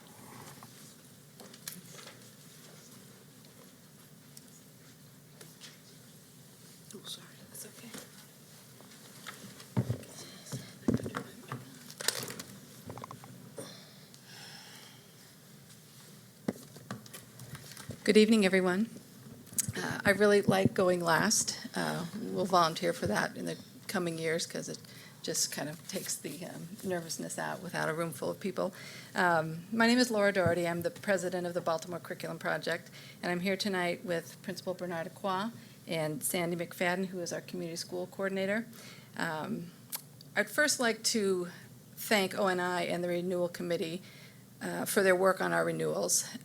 As we've operated several schools here in Baltimore, and we've been through this process many times, and every time it gets more sophisticated and more complete and more thorough, and I think they really work extremely hard to have an accurate picture of what's happening in a school, both their strengths, their weaknesses, and their challenges, and really take those into consideration. So thank you, ONI, for your work. Yeah. It has been a joy to work with the Govans community these last 4 years. Govans has a dedicated, stable, talented staff, and we are really fortunate to, we had Linda Taylor at the beginning of our tenure there, and she retired, and we were able to get Bernard Acquah as a replacement principal. Well, that doesn't sound quite right, but a follow-up who is equally strong and wonderful, and we're really happy that she agreed to do this. For the last several years, we have been particularly pleased with the growth in reading achievement at Govans. It started pretty well below the math achievement, but over the last 4 years, it gained 17 mean scale score points on the PARCC and has passed the math. And we're less thrilled with our math progress. We have gone up a little bit, but there's a lot of room for growth, and we're focusing on that over the next 4 years to make sure that both reading and math continue to progress and outperform what we're doing now. We've also worked very hard to build meaningful partnerships in the Govans community and build strong trust and bonds with our family as we have transitioned into swing space for the next 2 years, so that we can transition back into a new school with a really strong community already intact as we attract more families from the surrounding area. And with that, I'm going to turn it over to Principal Acquah. Good evening. My name is Bernarda Qua, and I am the proud principal of Govens Elementary. And I want to thank the committee for recommending a 5-year renewal for Govens Elementary. I'm excited about the work that we'll do over the course of the next few years. I'm excited to be working with Baltimore Curriculum Project again, and as well as our Community Schools Coordinator, Sandy McFadden. We have a host of parent volunteers and community partners that really do a lot to support Govens Elementary. We're working to continue our progress in reading, in English language arts, as well as in math. We know that's an area of growth for us. We have already incorporated programming in our lower grades that will exceed Common Core standards. We've also incorporated a fluency program in our upper elementary that will better prepare our students for higher level math, as well as coaching that our teachers will get on a regular basis in the classroom. We also plan to continue our work with attendance so that we can increase the number of students that are in our building on a regular basis. Those strategies include hiring a attendance monitor who does a lot with helping us to identify chronic students with chronic latenesses and chronic absences. Our leadership team has taken a caseload approach, and each of us have 2 or 3 or more students that we communicate with daily on a regular basis, as well as their families, to find out what barriers keep their students from attending school on a regular basis. We are also in a swing space, so that has come with some challenges that include just getting to know a much bigger building and bus transportation for over 80 some students, as well as challenges with attendance with getting everyone on the bus to the school and then back to their bus hub in the afternoon.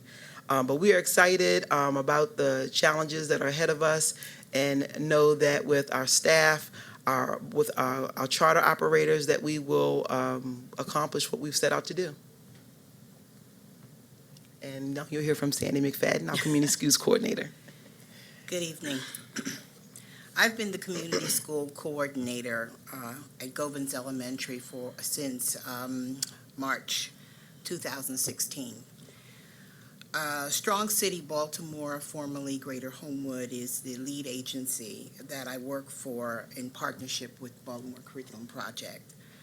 I am solely based at Govens Elementary every day, and the key components that we work or that we have done to build and strengthen our community school outreach has been directed by a very broad coalition of parents and teachers and community stakeholders in the design of a needs assessment and an action plan from which we work, which has been aligned with Family League guidelines.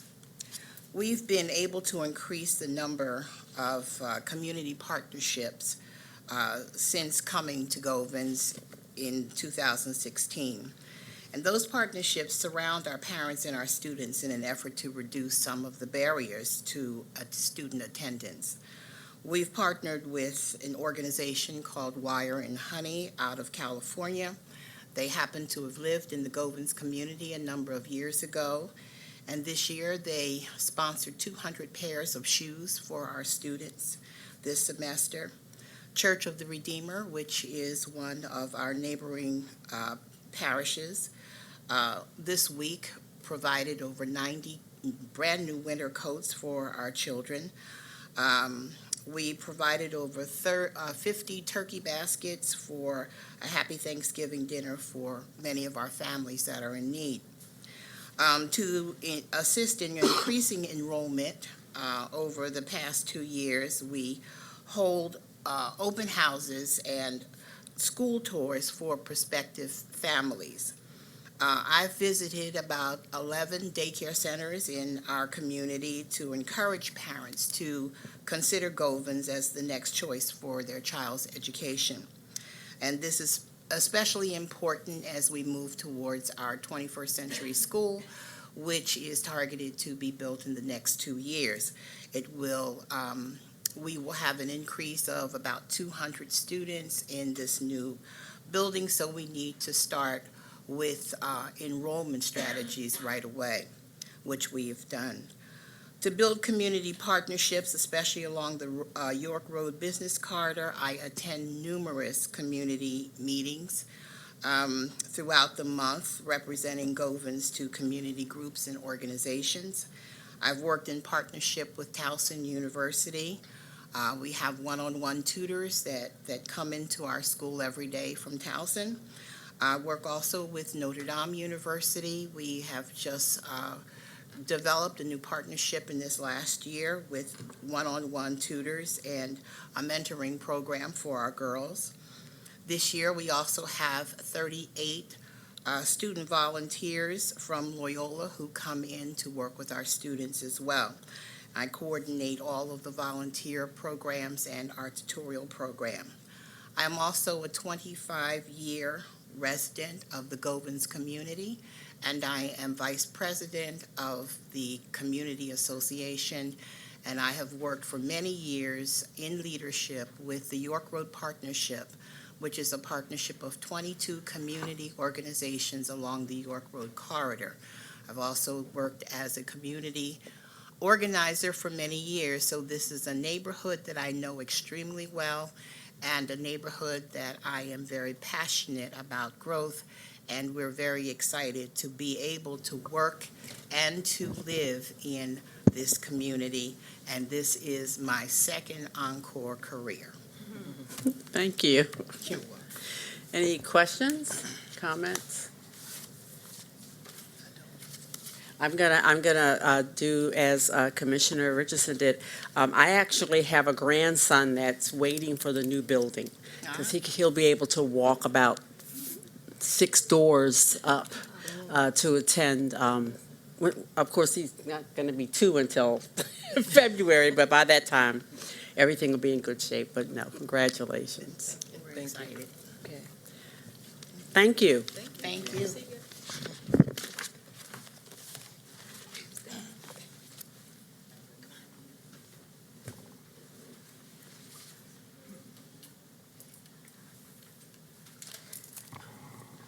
And last but not least, we have Wolf Street Academy, which is making history today with an 8-year recommendation.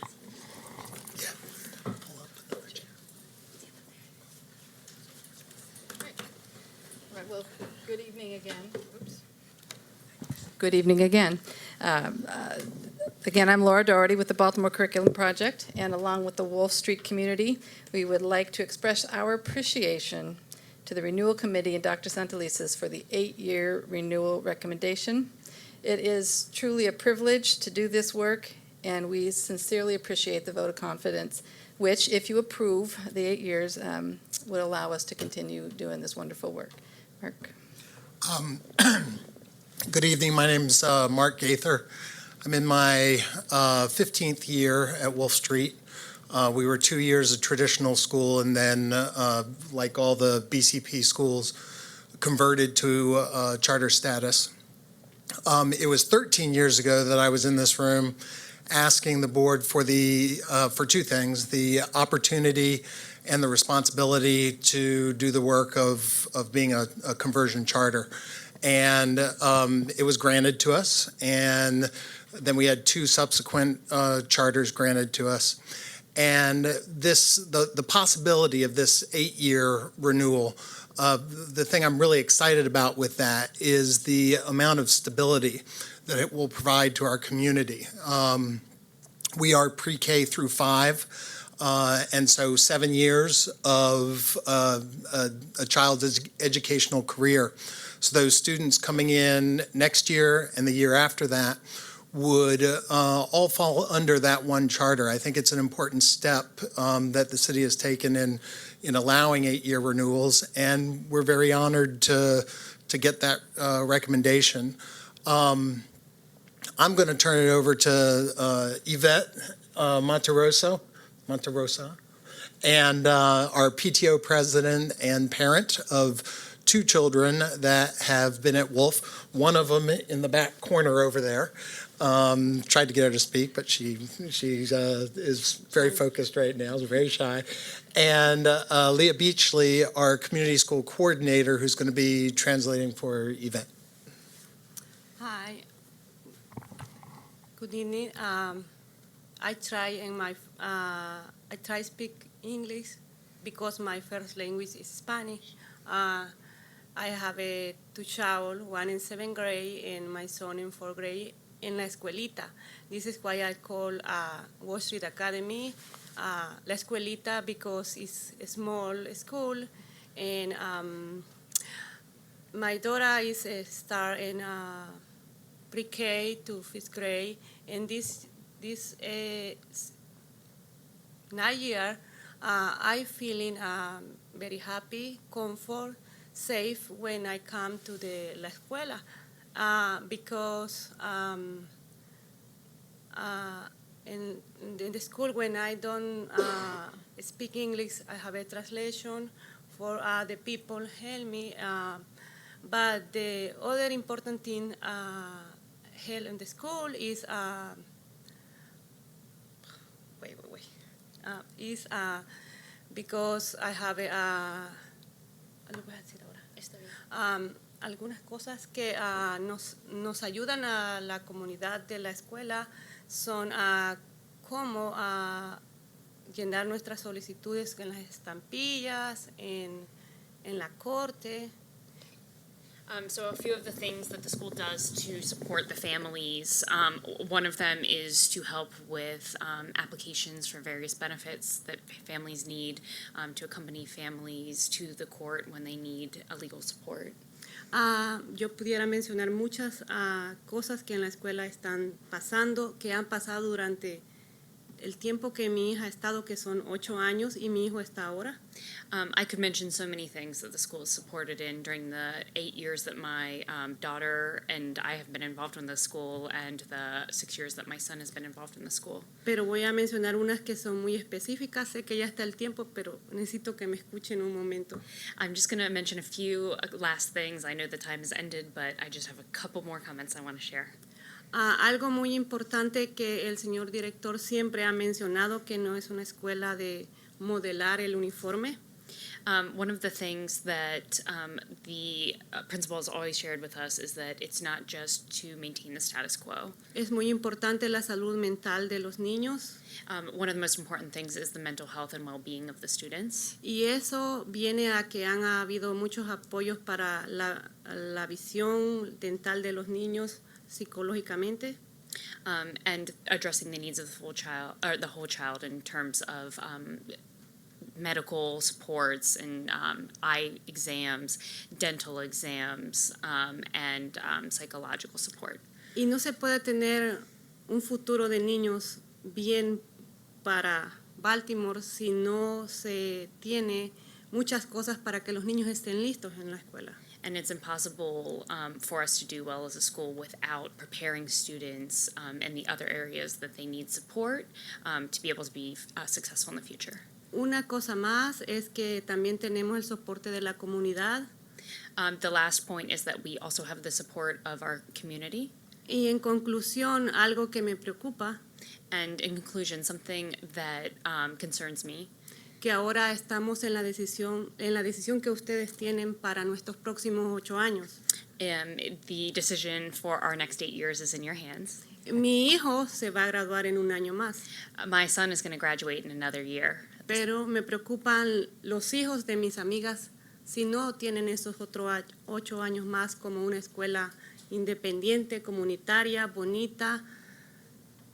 Es una escuelita. But I think about the importance of this school for the children of my friends and the children of my neighbors who hopefully will continue to benefit from the school for the next 8 years, the little school that we call it. Pues gracias por escucharnos. Espero tengan una buena noche y que vean en mí las pocas palabras que dije. Son 260 niños. Thank you for your time. I hope you have a great evening, and please see me as a reflection of the 260 students who attend our school. Thank you. Thank you. Any comments? comment? Go ahead, Commissioner Reed. I mean, first thing I looked at when I said they got 8 years, and I was like, best thing they can do is just say thank you and just be quiet. But then she spoke, you slam dunked it. Thank you very much. I mean, I saw you tearing up, and I think we started to tear up. It was like, gosh, great job, and thanks for your comments, Yeah. inclusion, and the importance of the school to your kids. Thank you very much for coming. Thank you. Anyone else? Congratulations. Yeah. This is going to be a historic time when we take the vote. We're assuming everything will be fine. But I think your story also really emphasizes the importance of consistency, as you said, and having a strong leader there for this entire time, and hopefully for the next 8 years. Okay, really makes that makes a difference. It makes a great difference. Yeah. So Thank you. Thank you. thank you all, and good night.